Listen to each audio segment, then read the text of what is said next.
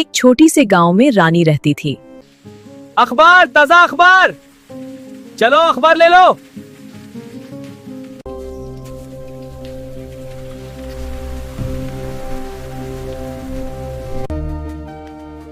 सब्जी का रेट क्या है मुझे बताओ। ये हरी सब्जियां 20 रुपए किलो, 25 से किलो।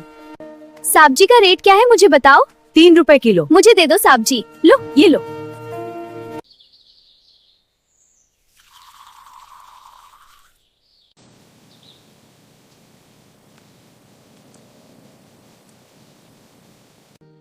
प्याज लेकर जाऊं काटने के लिए।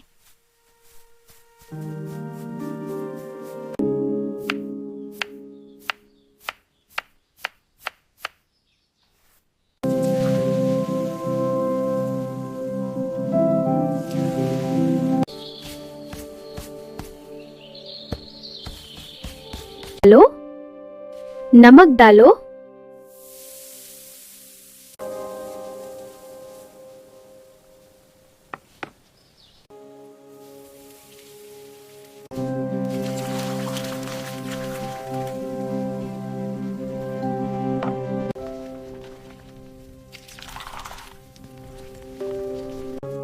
मैंने चावल भी बना लिए।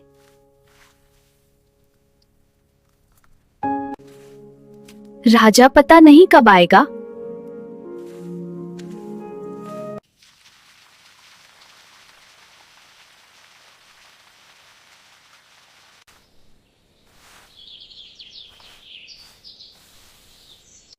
आ जाओ रानी, खाना लेकर चलते।